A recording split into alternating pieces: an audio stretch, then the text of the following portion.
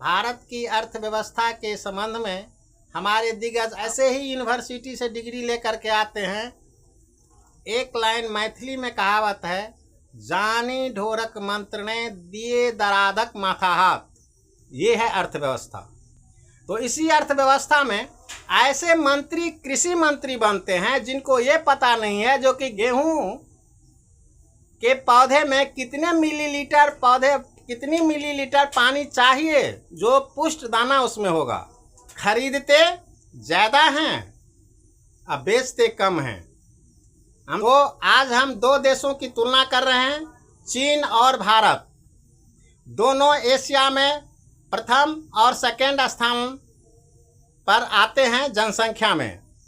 तो चलते हैं चीन की कुल आबादी 1.412 अरब है। शिक्षा व्यवस्था 97% है। कुल अशिक्षित मात्र 3%। कुल बेरोजगार 5.1%। वहाँ की जो युवा बेरोजगार है 15.6%। चीन की समान जीडीपी 20.85 ट्रिलियन डॉलर नॉर्मल। और वहाँ की जो व्यवस्था है सब मिश्रित अर्थव्यवस्था है, माने समाजवादी और पूंजीवादी व्यवस्था है। उसके बाद और जो पीपीपी मोड पर जो जीडीपी है 42 ट्रिलियन डॉलर। वहाँ की उद्योग व्यवस्था देखिए। पब्लिक सेक्टर, सार्वजनिक क्षेत्र, पब्लिक सेक्टर में 3,90,000 फैक्ट्री रजिस्टर्ड है, माने 96.92%। केंद्रीय उद्योग। पब्लिक सेक्टर का जीडीपी जो है सो 25% से 40%। बाजार पूंजी की हिस्सेदारी 45% से 60% के बीच है।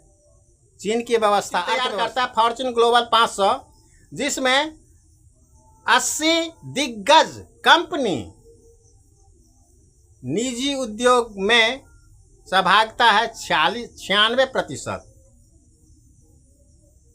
उसके बाद 5.7 करोड़ माने 57 मिलियन से अधिक पंजीकृत निजी उद्यम है वहाँ पर, माने चीन में।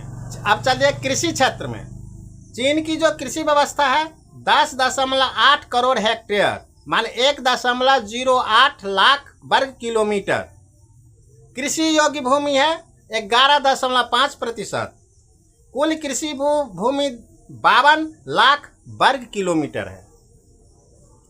ये है चीन की अर्थव्यवस्था। विदेशी ऋण है 2.33 ट्रिलियन डॉलर, 196 लाख करोड़ रुपया। जीडीपी 11.9%। और चीन जो है सो भारत को बेचता है 14 से 15%, माने भारत आयात करता है। ये है चीन का एक। भारत में ग्रामीण शिक्षा कितना? ग्रामीण शिक्षा 77% है। शहरी शिक्षा व्यवस्था 90% है, माने कुल शिक्षा व्यवस्था 80.9% है। कुल अशिक्षित 19.1%। कुल बेरोजगार 5.5%। कुल युवा बेरोजगार, युवा 15 से 29 वर्ष को युवा कहा गया है, 15.3%। नॉर्मल जीडीपी, सामान्य जीडीपी 4.15 ट्रिलियन डॉलर। और यहाँ पर क्या है, चलिए पब्लिक सेक्टर, सार्वजनिक क्षेत्र का उद्यम, जिसमें सरकार की 51% स्वामित्व है, जिसमें वर्तमान में 272 फैक्ट्रियाँ, 272 पब्लिक सेक्टर बंद है, चल रही है, शेष बंद है। तो 448 में से 200 घटा दीजिए, आपको उतना सार्वजनिक उद्यम बंद है भारत में। उसके बाद कुल प्राइवेट सेक्टर की जब फैक्ट्रियां हैं 14 लाख पंजीकृत है। उसके बाद चलिए उच्च शिक्षा दर, जो बीए करके विभिन्न तरह में, इंजीनियरिंग में बीए ग्रेजुएट होता है, डॉक्टर में ग्रेजुएट होता है, उच्च स्तर के जो बी ग्रेजुएट होते हैं युवा, वे हमारे देश में 29% बेरोजगार हैं। जीडीपी जो हमारे देश में वृद्धि दर है 7.7 लगभग। कुल पंजीकृत कंपनियां हैं 28 लाख। समझिए 50% बंद ही होगा, 50% से ज़्यादा। अब चलते हैं, कृषि योग्य भूमि है 159.59 से 180.11%। मिलियन हेक्टर 12 से 52 से लेकर 60%। सिंचित भूमि है 40 से 50%। ये हुआ चीन भारत की स्थिति। आर्थिक व्यवस्था पर नज़र भारत की क्या है ऋण, तो देखिए विश्व बैंक में भारत की सहयोगिता जो है सो 2.63% है। माने भारत अपनी सदस्यता शुल्क देता है, जिसका जो रुपया में गिनिए तो 13,114.4 मिलियन SDR IMF को देता है, जो सभी सदस्य को देना पड़ता है। कुल विदेशी ऋण, अब ऋण कितना है टोटल मिलाकर के 746 अरब डॉलर।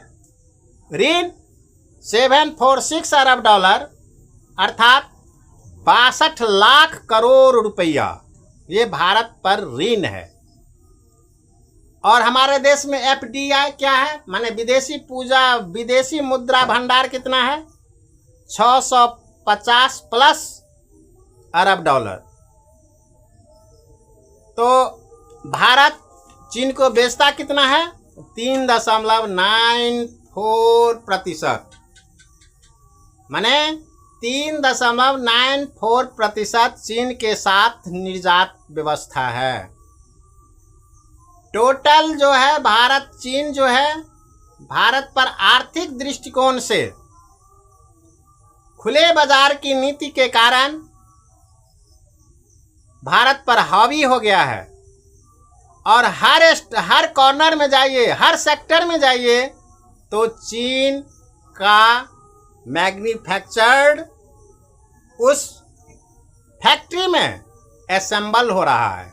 यानी हमारे देश में सबसे पहले 2014 में आया था एक तो बाघ पर लिखा रहता था मेक इन इंडिया। तो आप समझते होंगे जो कि मेक इन इंडिया मतलब हुआ भारत का बना हुआ सामान। मैं भी समझता था अब हर चीज़ भारत में ही होगा, लेकिन वह मेक इन इंडिया वो बाघ महोदय क्या हो गया, तो बाघ को चीन से लाया जाता है और यहाँ पर नट भाटू टाइट किया जाता है। यहाँ का जो इंजीनियर है जो मिस्त्री का काम करता है, टाटा इतने भी बड़े बड़े उद्योगपति हैं, वो चीन से सामान ला करके यहाँ पर फिटिंग काम करते हैं, उस पर मोहर ठापते हैं। जैसे एक तो तेलगी कांड सुने होंगे, जो स्टैंप पेपर नकली पेपर बेचता था, मेक इन इंडिया नहीं है, वह असेंबल इन इंडिया है।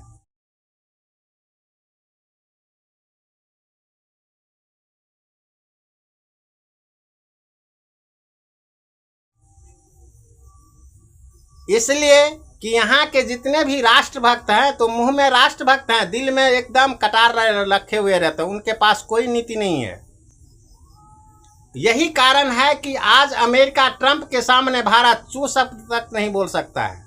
भारत और चीन की व्यवस्था इस तरह है, तो हमारी आर्थिक व्यवस्था, भारत की आर्थिक व्यवस्था सुधरने लायक नहीं है। यहाँ ये और दिन प्रतिदिन अर्थव्यवस्था बिगड़ता ही जाएगा, क्योंकि हमारे पास सॉलिड नीतिकार नहीं है।